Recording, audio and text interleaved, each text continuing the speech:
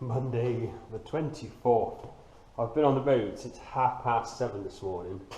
So for John and Coco's job, we had to go off and buy a shower screen, buy a load of stuff for the banister, loads of finishing trims and PVC strips to finish off all the windows. So we went to a place to do that because I was going down to buy some stuff for myself as well, so we did it all in one hit. It took absolutely forever, cards getting declined. They will only accept £1,000 in cash, which is just bloody ridiculous. I just bought a load of really expensive doors, like 5 items, well, that was £1,000 before I even started. And it's like, really? So, live and learn, you can only spend £1,000 in cash. Right, anyway, wanted to get some lovely doors, so I did. Here they are, don't they look like a big pile of cardboard? Anyway, I'll show them in a bit. We've also got some electrical boxes, and we've also got some lovely modern brushed steel handles to go with it. I've literally just spent about £1,500 on doors, some plastic sockets and some handles. Vive la France! Literally would have been half price in the UK, but by the time you do the shipping and all the fitting, it would have only been a saving of a couple of hundred. So we always do the maths to work out if it's worth it, and in this case it was barely worth it, so that's why I bought the doors from over here, and they are lovely, they really are very nice and stylish, so I'm more than happy. Anyway, I'm going to get this safely unloaded, and then I will open one up and show you what we bought. Good morning again. Basically after that last video clip I did, my friend Shazza turned up. I gave her a nice guided tour, and then it was time to pack up and go home. So I did. Right, we had started this wall here.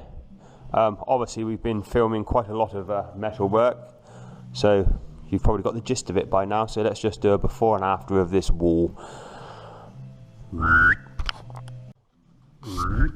And that's it, all metal and boarded partially, because we're not here to mess around, we're here to get the job done. Right, that's that done. Next thing I got to do is build the little framework ready for one of these gorgeous doors, which I will be showing you without the package on shortly. Right, let's get this done. Right, so I'm going to do this section here, get it all prepped ready for a door. Let's go high speed.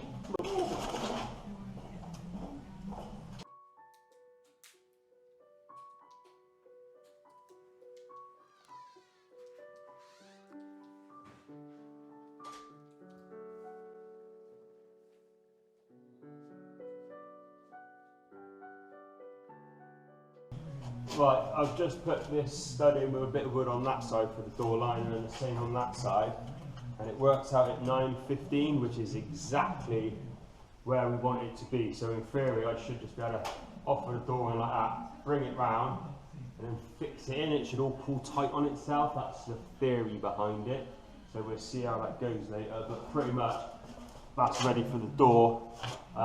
But I don't want to put the door here now because this is a high traffic area, so I'm waiting on a few more doors to be delivered. So I'm going to fit one in the bedroom there and one in the other bedroom over there, but that's that pretty much set up. So we can now move on to probably actually fitting a door over there. I think we'll do next, so we'll come back a bit later. Right, let's get this door started.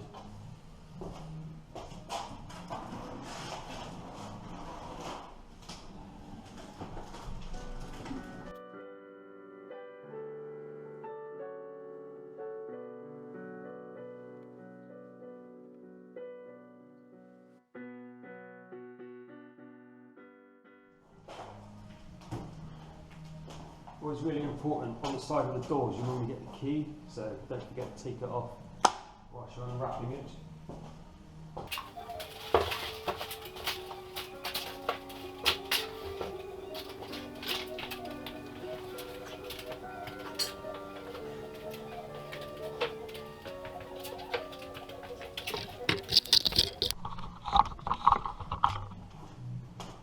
Right, when these come out of the factory, they're obviously built as they should go in, all nice and square, perfect, like really, really nice. So what you need to try to do is keep it that way. So it's got this bottom plate on, which keeps it all where it needs to be, but it's in the wrong place for when you want to fit it, so it has to come off. So what I do is I brace it front and back with a little strip of wood, which I'll do now. What we've done is the strips have got holes drilled right at the end, so when we screw it in, the architrave later on will hide the holes.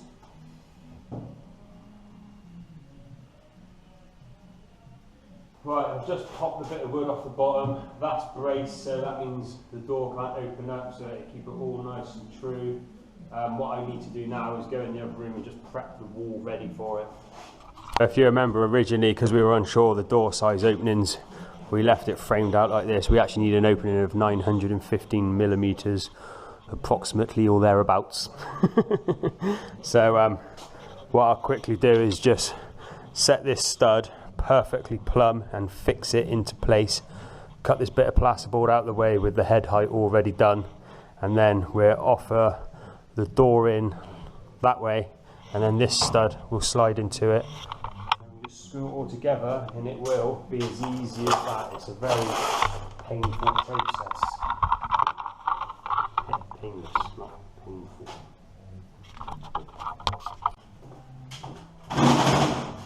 Right, so I've just set the stud nice and plumb and worked out where the head height is.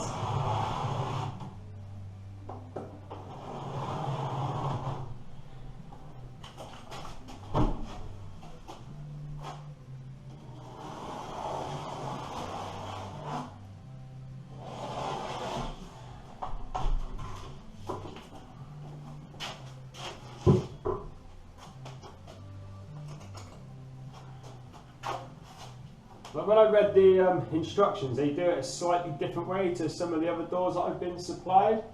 So yeah, I'm going to do it the way they've instructed it, because why not?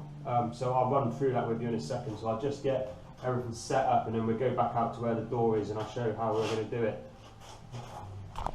Right, so we're working off of here now. So basically here's Blue Peter I some prepared earlier. So we're going to put some of this, which is the rail, on the side of the door.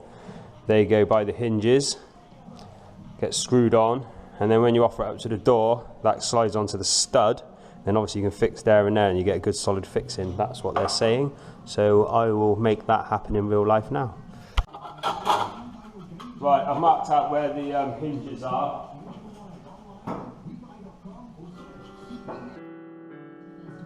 Now obviously when you screw this in, make sure your screws ain't too long, so you don't screw into the door. That'd be a disaster. And there is a little bit of a gap in between there, a little bit of tolerance, so you need to equal that out.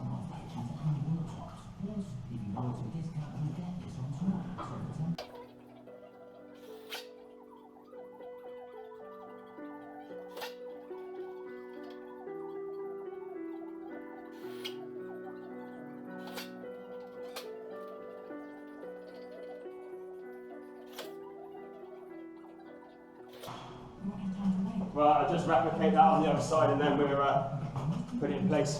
Right, just so you can see clearly what's happened. So we've got them there, so then the stud will go up against it. Right, I've put some packers on the floor. I've worked out, hopefully, the right gap, so when we lay the laminate floor we shouldn't have to cut the bottom of the door off. The reality is it will probably scuff, because life's not fair like that. You know, the build-up can be 50 mil, so you allow 16, 17 mil, and it says, no, I'm still not going to work.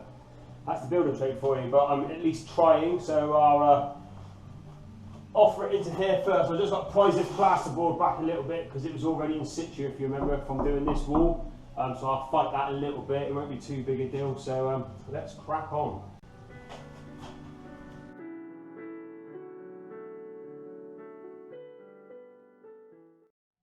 Issue that I'm going to quickly deal with. It's no big deal. There's a bit of metal down there that I folded up from the floor plate and it's just in the way.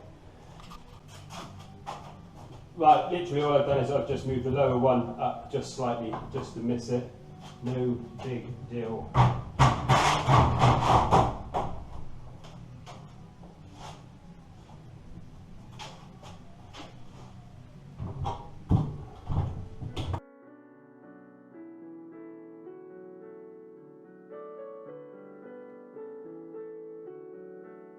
one of those situations where you need two of you. I got there in the end though. Right, I need to go and get. That's why it's good to look after yourself. No beer, no junk food. Slender. Right, I need to go and get the door handle because if I don't, I'll build all this up and I will literally be locked inside here. So I'll just go sort that out. But as you can see, literally it just gets offered up. This one then slides in across like that. Job done. Happy days. Right, let's get the handle on. Right, so I've got some real nice brushed metal handles, real nice, sleek, clean, nothing fancy, just nice. Because sometimes basic is the best in my opinion. Like I said, I like the idea of modern minimalist as such within reason. The bolts that are going to hold the door together, these handles, you know, they're for multiple door sizes. So after checking, because you should always check everything, basically you get the opportunity to cut them to the various thickness of the door. So I need to take off that first section, otherwise the bolt's too long and it won't screw in properly. So I'm just going to get my hacksaw and cut them down, and then we can drill out for the door and get that fitted. Right, I've just cut them down. Next thing is to offer up the handles, get them nice and straight.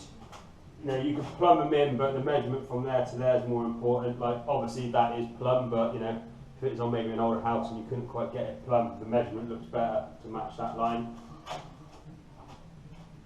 So we'll do that now. Also make sure your hands are nice and clean with no dirt or stickiness on them so you don't trash your handles before you fit them. I'm not saying I've done it before.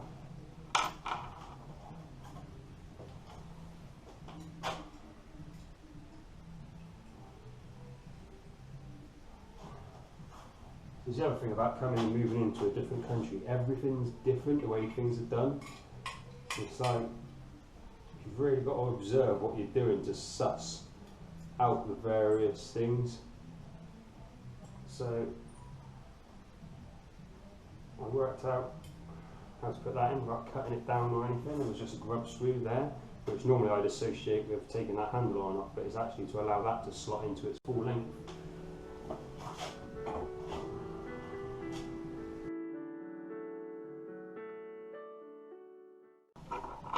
Obviously select the right size drill bit for the application.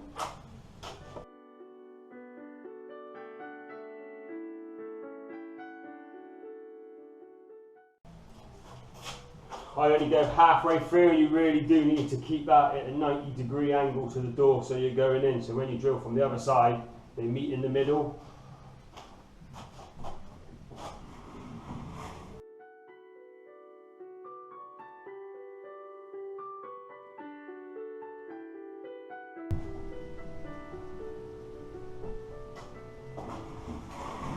I just did that to clean the holes up because experience has taught me it can get gummed up, and then when you go to put those bolts through they catch.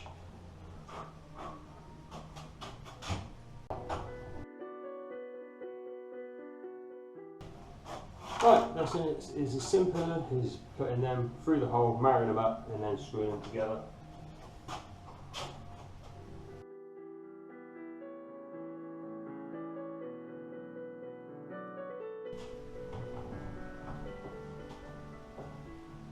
Right, simply lovely.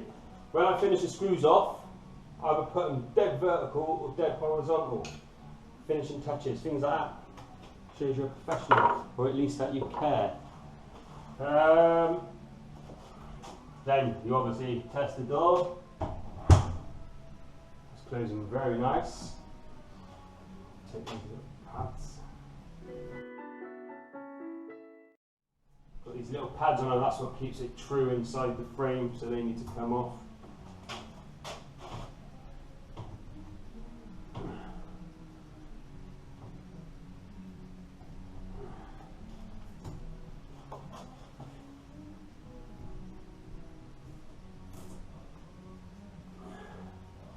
Right, I'll just get the rest of that frame all screwed up, but yeah. I'm back.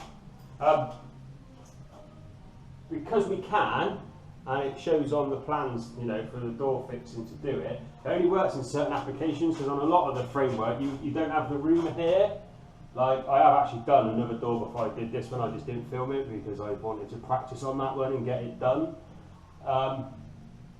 You can screw the screws in from the back, which means you don't see any fixings down there, which is bloody brilliant, because obviously it looks way neater. So on this side, because I can get the drill in, I can do that. On the other side it might be impossible, but I'm going to try as well, so I thought I'd just share that with you, because that just makes it really neat up there then. It's the little things in life.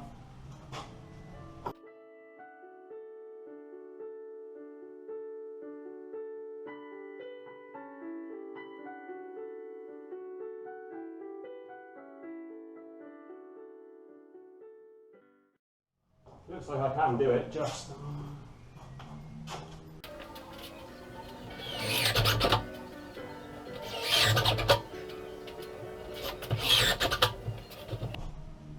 Right, happy days. Right, we can leave that alone. Let's go and show you what I actually did out of camera shot, because I don't like filming everything. There you go. Doesn't that look wonderful? That's the entrance to the utility room. So you've got quite a big entrance hall as you come in, but I don't know if I've ever said, long term we plan on putting a 3 metre by 3 metre big porch there, so even though that's the front door, it won't be the main front door. But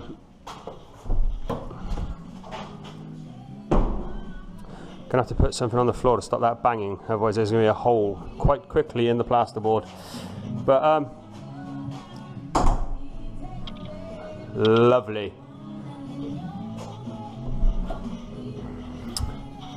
Right, we've got one more door, so I'm going to put it there. So we'll just do a before and after. So this is a before, and I open up the packaging and it's a right-handed opening door. That's a left-handed opening door. So it's actually for here, because when you stand here and go into that room, it opens to the right. So let's start again. This is a before, and this is it after. It's a bit dark.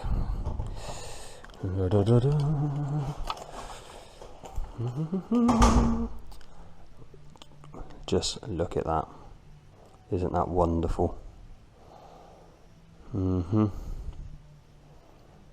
They're lovely, they really are.